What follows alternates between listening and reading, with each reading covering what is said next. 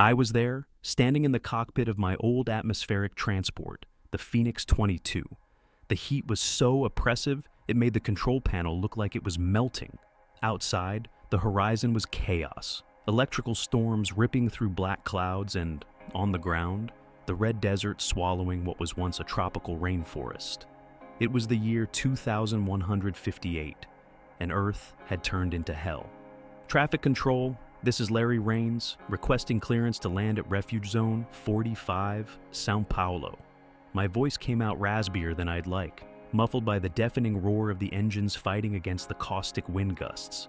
No response. Control, do you copy? Damn it. Looks like I'll have to wing it. As I adjusted my course, something caught my attention on the radar, a thermal signature completely out of the ordinary, coming from the Andes Mountains. Zero heat. It was like seeing a block of ice in the middle of hell. Curious and maybe stupid, I changed course. The fuel was already running low, but that signal didn't make sense. The closer I got, the more surreal the landscape became. The heavy clouds gave way to an unexpected snowstorm, and the suffocating heat was replaced by biting cold. And there it was. Standing in the middle of nowhere, atop an ice formation that seemed to have been spat out of the ground by a giant, was a figure.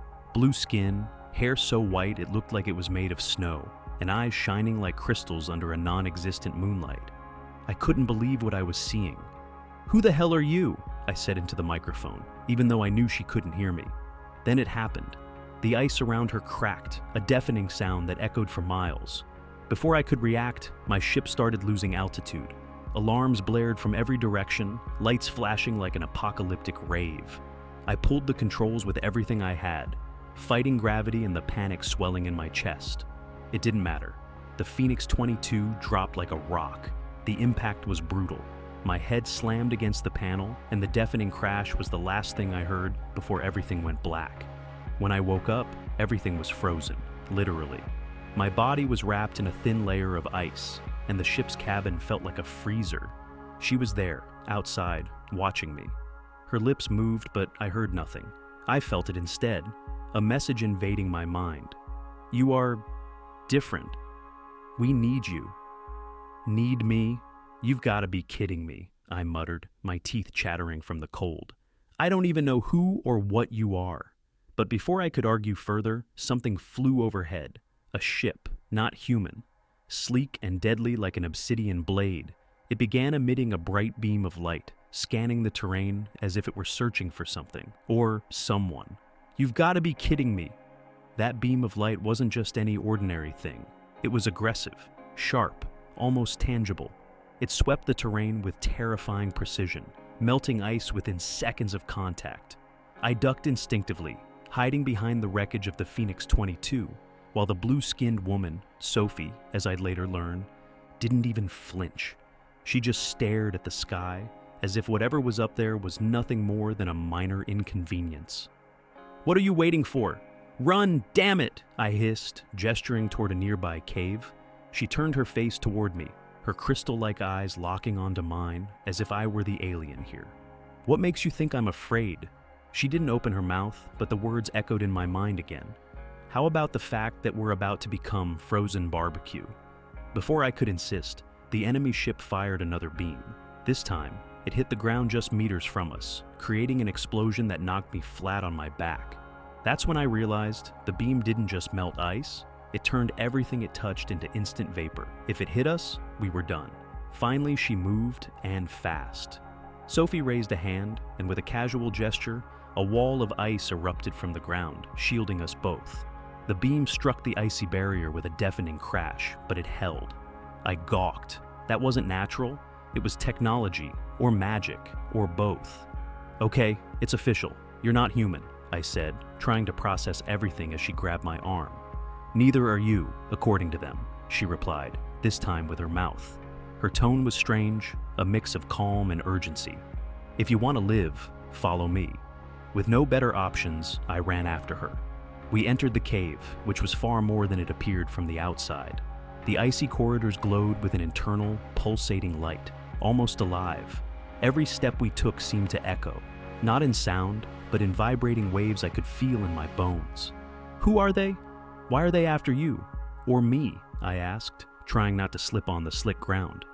"They're exo-hunters. They detected something in you when you entered the storm. Something only they can sense." Sophie stopped and looked at me, serious. "You're special, Larry, and that makes you dangerous to them." "Dangerous? I'm a broke cargo pilot drowning in debt. What could I possibly have that interests these, whatever they are?" She hesitated, as if searching for the right words. "Your connection to this planet.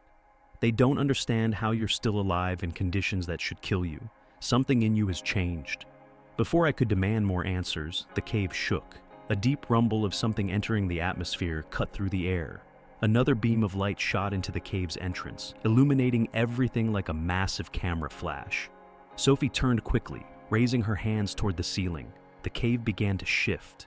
The icy walls closed in, as if alive, forming a solid barrier between us and the exo-hunters. "This will hold them off for a few minutes, but they won't stop," she said, as a faint glow appeared in her palm. It was some kind of device, projecting a holographic map. "Great. So now, on top of being hunted by aliens, I'm stuck with a woman who summons ice and holograms. What's next? An ice dragon?" My tone was sarcastic, but the fear was real. "If you survive this, maybe I'll introduce you to one." She smiled for the first time, but her eyes betrayed her worry. The vibrations in the walls grew stronger. They were forcing their way in. The trembling in the cave walls was unbearable, as if the world was collapsing around us. Sophie closed her eyes, and I could feel something in the air, a pulsing energy that seemed to emanate from her. "If they break through, we won't have time. You need to activate this now." She held out the holographic device toward me. "Activate what? I don't even know what this thing is." My voice was borderline hysterical, and for good reason. I was just a pilot, not some sci-fi hero. "Don't argue, Larry." Her voice inside my head was more urgent than ever. "This device is synced with you. It's the only thing that can reverse Earth's climate deterioration and repel the exo-hunters. But it only works because you are human." "Great, so what do I do? Press a button and save the planet?" "You don't understand," she shouted. For the first time, Sophie seemed vulnerable. "Activating this might destroy you. That's why they don't want you to succeed." I looked at the device. It pulsed like a heartbeat, almost in sync with my own racing pulse. Outside, the exo-hunters finally breached the barrier. The black ship loomed closer, its beams slicing through the ice around us like hot knives through butter. "I can't do this, Sophie," I yelled. "I'm nobody." "Why me?" "Because you're what's left." Her voice boomed in my mind like thunder. "You're proof that humanity can still resist. That's why I'm here. That's why I chose you." There was no time to hesitate. The exo-hunters advanced, and Sophie raised one last wall of ice, screaming from the strain. She was clearly at her limit. With my heart in my throat, I pressed the device.